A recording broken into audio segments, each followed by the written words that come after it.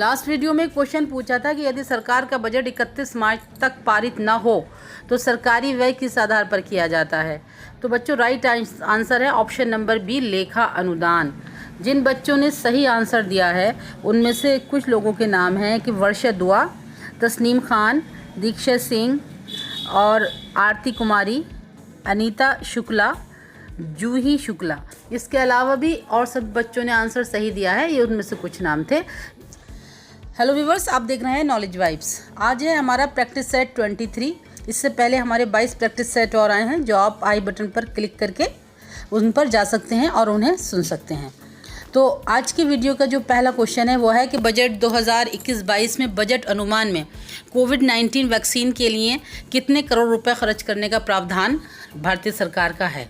तो देखिए, कोविड-19 एक अप्रत्याशित महामारी थी जिसने न केवल भारत को बल्कि संपूर्ण विश्व की अर्थव्यवस्थाओं को झकझोर कर रख दिया। जान माल का बहुत नुकसान हुआ और किसी भी देश की जो सबसे अहम चीज़ होती है, जो सबसे कीमती पूंजी होती है, वो होती है वहाँ के नागरिक, उनका स्वास्थ्य, उनका रहन सहन। तो नागरिकों को स्वास्थ्य सुरक्षा देने की दृष्टि से भारत सरकार ने 21-22 के बजट में 35,000 करोड़ रुपए का जो प्रावधान है, खर्च करने का जो प्रावधान है, वो कोविड-19 वैक्सीन पर रखा है। ऑप्शन नंबर ए राइट है। इसके बाद अगला है कि स्वास्थ्य और खुशहाली के लिए बजट आवंटन में कितने प्रतिशत की वृद्धि की गई है। तो देखिए, स्वास्थ्य और खुशहाली बजट के 6 आधार स्तंभों में से एक है। आधार स्तंभ का मतलब है कि जिन मदों पर खर्च किया जाना है या जिनको ध्यान में रखकर योजनाएं बनानी हैं। तो पहला आधार स्तंभ कल आपको 6 बताए थे, तो उसमें पहला है स्वास्थ्य और खुशहाली, और इस पर 137% की वृद्धि भारत सरकार ने प्रस्तावित की है। इसके बाद अगला क्वेश्चन है कि वर्ष 2021-22 में आयकर की सर्वाधिक दर क्या है। तो देखिए, जो इनकम टैक्स होता है वो हमारे भारत में जो है पहले प्रगतिशील मतलब इस तरह से लगता है, प्रगतिशील दर से लगता है, और उसके बाद जो है वो अधोगामी कर व्यवस्था में परिवर्तित हो जाता है। ठीक है, पहले प्रगतिशील का मतलब है कि जैसे जैसे लोगों की इनकम बढ़ती है ऐसे ऐसे वो भी जो टैक्सेशन है वो भी बढ़ता जाता है। जो इनकम टैक्स होता है वो ये अधोगामी प्रवृत्ति का होता है। पहले जिस रेट से इनकम बढ़ती चली जाएगी, टैक्सेशन में वृद्धि होती चली जाएगी। यहाँ इनकम और इधर टैक्स दिखाते हैं, और एक सीमा के बाद वो स्थिर हो जाता है। तो जो स्थिर वाली दर है वही सर्वाधिक दर है। तो देखिए, जो सर्वाधिक दर है वो 15 लाख से ऊपर आय पर लगाई है, जो है 30%। इससे पहले जो 0 से 2.5 लाख रुपए तक की इनकम वाले लोग हैं उन पर कोई टैक्स नहीं है।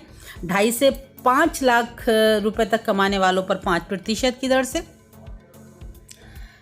5 से 7.5 लाख कमाने वालों पर 10% की दर से, और 7 से 10 लाख कमाने वालों पर 15% की दर से, 10 से 12.5 कमाने वालों पर 20%, और 12.5 से 15 लाख के बीच जिनकी आय है उन्हें 25% की दर से इनकम टैक्स देना है, और जो 15 लाख या उससे ऊपर कमाते हैं उन्हें 30% की दर से इनकम टैक्स देना है। 21-22 का जो बजट है उसमें आयकर की जो सर्वाधिक दर रखी गई है वो 30% है। इसके बाद जो अगला क्वेश्चन है वो है केंद्रीय बजट अनुमान वर्ष 21-22 के लिए निम्नलिखित में से कौन सा राजकोषीय घाटे का लक्ष्य सही है। तो देखिए, राजकोषीय घाटा जो हम नापा जाता है वो जीडीपी के सापेक्ष नापा, जीडीपी के प्रतिशत के रूप में नापा जाता है।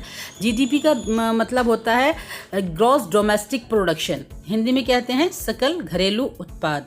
जीडीपी का जो परिभाषा है वो ऐसे दे सकते हैं कि किसी एक वर्ष के अंदर किसी भी देश की भौगोलिक सीमाओं के भीतर उसकी श्रम और पूंजी मिलकर जो भी उत्पादन करते हैं उनका बाजार मूल्य जीडीपी होता है। तो जो राजकोषीय घाटा है वो है हमारा इस 21-22 के बजट में सकल घरेलू उत्पाद का 6.8%। ऑप्शन नंबर सी आपका राइट आंसर है। इसके बाद जो अगला क्वेश्चन है वो है कि दिनांक 1 फरवरी 2021 को घोषित 2021-22 के केंद्रीय बजट के संबंध में निम्नलिखित में से कौन सा सही सुमेलित नहीं है। कर भिन्न राजस्व 1.1%, राजस्व घाटा 5.1%, और प्राथमिक घाटा 3.9%, प्रभावी राजस्व घाटा 4.1%।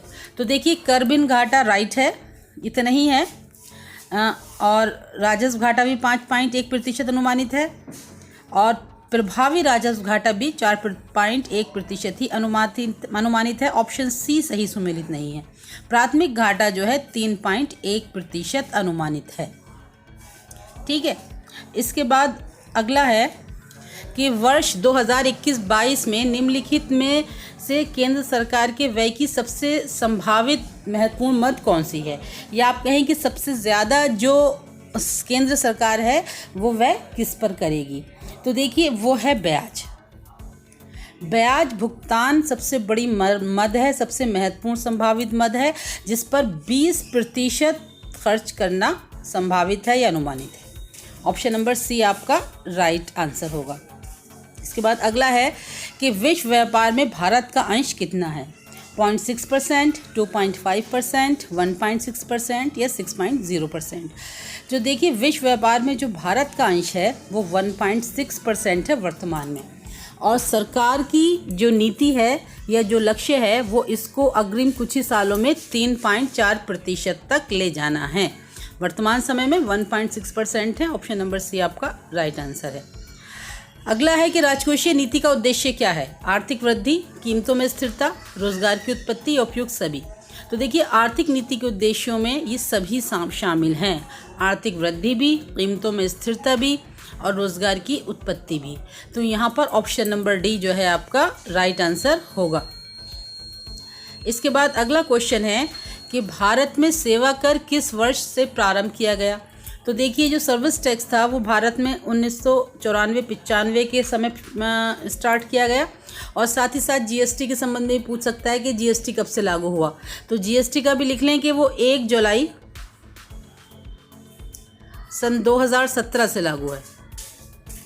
आपको कमेंट बॉक्स में बताना है कि वैल्यू एडिड टैक्स वैट कब से भारत में लागू किया गया। ये तीनों ही आ सकते हैं। इसके अलावा एक मॉडिफाइड वैल्यू एडिड टैक्स यानी मॉड वैट वो 1986 है, मॉड वैट का है 1986। वैट का आपको बताना है कमेंट बॉक्स में कि वैट कब लागू हुआ। इसके बाद अगला क्वेश्चन है कि लॉकडाउन के बाद सभी आर्थिक संकेतकों में आकार की रिकवरी अनुमानित है। किस आकार की रिकवरी जो है वो अनुमानित है, ये बताना है। तो देखिए लॉकडाउन के बाद जब अर्थव्यवस्था में भारी गिरावट आई थी वृद्धि दर में, और एकदम उसने उठना शुरू किया, तो लॉकडाउन जो अर्थव्यवस्था के संकेतकों में वी आकार की जो रिकवरी है वो अनुमानित है। पहली तिमाही में जीडीपी 29.9%, 23.9% की कमी महसूस की, जबकि दूसरी तिमाही में जीडीपी में सिर्फ 7.5% की कमी ही महसूस की गई। तो ये पहले 23.9% नीचे गिरा, फिर ऊपर उठ के 7.5% तक पहुंचा, जो एक अच्छी रिकवरी थी। तो इसीलिए इसे वी शेप रिकवरी कहा गया है। वी शेप रिकवरी का अगर रीज़न पूछे तो उसका रीज़न है कि एकदम 23.9% की कमी के बाद अगली ही तिमाही में उस कमी को घटाकर 7.5% कर देना। ऑप्शन नंबर बी आपका राइट आंसर है। इसके बाद जो अगला क्वेश्चन है वो है कि वित्त वर्ष 2021-22 में भारत की वास्तविक जीडीपी की विकास दर कितनी प्रतिशत रहेगी या रहने का अनुमान है। तो देखिए यहाँ पर आपका जो ऑप्शन है वो ए सही है, 11% वृद्धि की बात की जा रही है। इसके बाद अगला क्वेश्चन है कि केंद्रीय वित्त एवं कारपोरेट कार्य मंत्री श्रीमती निर्मला सीतारमण द्वारा डेट बतानी है आपको को संसद में आर्थिक समीक्षा 2021 प्रस्तुत की गई।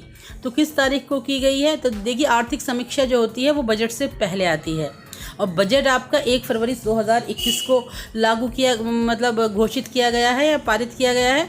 इसलिए जो आर्थिक समीक्षा है वो 29 जुलाई 1 आप IGS से भी लगा सकते हैं। बजट से पहले ही आर्थिक समीक्षा आती है, और आर्थिक समीक्षा जो होती है पिछले बजट की समीक्षा होती है। और इस साल की जो आर्थिक समीक्षा थी वो जो है कोविड योद्धाओं को समर्पित थी, और उसमें जितने भी बातें कही गई हैं वो सब कोविड-19 की बीमारी से संबंधित, उससे उभरने के लिए, और साथ ही साथ इसके इस बीमारी के कारण या इस महामारी के कारण देश में जो परेशानियां आई हैं उनको दूर करने के संबंध में ये समीक्षा की गई है और ऑप्शन नंबर 1 आपका राइट आंसर है। इसके बाद अगला है कि सार्वजनिक व्यय जीडीपी के 1% के प्रवाह 9.8 बढ़कर 2.5 से 3% होने से स्वास्थ्य देखभाल पर लोगों द्वारा जो किया जाने वाला खर्च है वो 65% से घटकर कितना रह जाएगा। देखिए, अब तक जो स्वास्थ्य सेवाओं पर सार्वजनिक व्यय किया जाता था वो 1% किया जाता था, अब उसे बढ़ाकर 2.5 से 3% कर दिया है। तो जो लोग हैं जो स्वास्थ्य सेवाओं पर 65% खर्च कर रहे थे, अब इस सार्वजनिक व्यय की वृद्धि से वो स्वास्थ्य सेवाओं को मात्र 35% ही खर्च करेंगे और पहले जैसी उससे बेहतर सुविधाएं उन्हें उपलब्ध हो जाएंगी। ऑप्शन नंबर बी यहाँ का राइट आंसर होगा। इसके बाद अगला क्वेश्चन है कि IMF द्वारा जनवरी 2020-21 में जारी अनुमान के अनुसार वैश्विक आर्थिक उत्पादन में वर्ष 2020 में कितने प्रतिशत की कमी अनुमानित है। तो देखिए, जो IMF है उसने जो अपनी रिपोर्ट घोषित की है वैश्विक उत्पादन में 2020 में कमी उसने बताई है 3.5%।